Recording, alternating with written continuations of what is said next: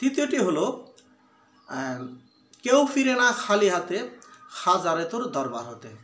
আসলে প্রকৃতপক্ষে যদি কোনো আশেক প্রকৃতপক্ষে যদি আউলিয়া কেরামের দরবারে যায় তাহলে অবশ্য খালি হাতে ফিরবে না।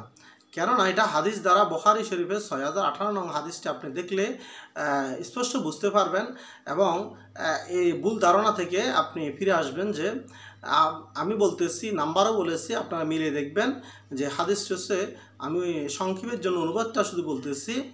ইট ইজ হাদিস কুদসি, যে আল্লাহ রাব্বুল আলামিন বলেছেন, রাসূল সাল্লাল্লাহু আলাইহি ওয়াসাল্লাম বলেছেন, আল্লাহ রাব্বুল আলামিন বলেছেন, আমার অলিদের সাথে কেউ শত্রুতা পোষণ করলে আমি তাদের বিরুদ্ধে যুদ্ধ ঘোষণা করি। এখন অনেকেই আল্লাহর অলিদের বিরুদ্ধে বিভিন্ন রকমের কটূক্তিমূলক কথা বলেন, তো আল্লাহর যুদ্ধও চলবে এদের জন্য।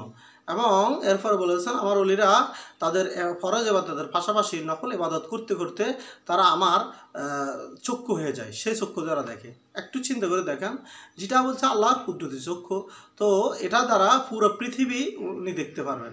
এবং যখন শুনে সে আমার কুদরতি কান দ্বারা শুনে, এজন্য অনেক দূর থেকে আল্লাহর ওলিদেরকে ডাকলে শুনলেন, এটা হাদিসে বর্ণিত।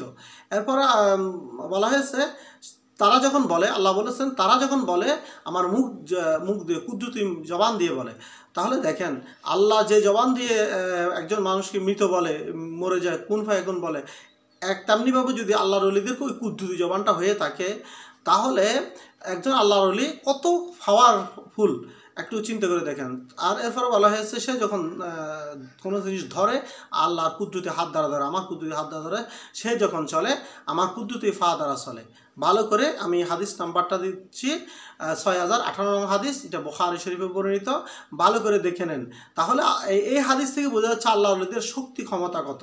তবে আল্লাহর ওলিরা আল্লাহর অনুমতি ছাড়া কোনো কাজ করেন না, এবং তারা আল্লাহর দেওয়া ক্ষমতা বলে অসাধ্যকে সাধন করতে পারে। এটাই হলো হাদিস কোরআন থেকে শিক্ষা, এটাই হলো ইসলাম, এটা হলো ঈমান।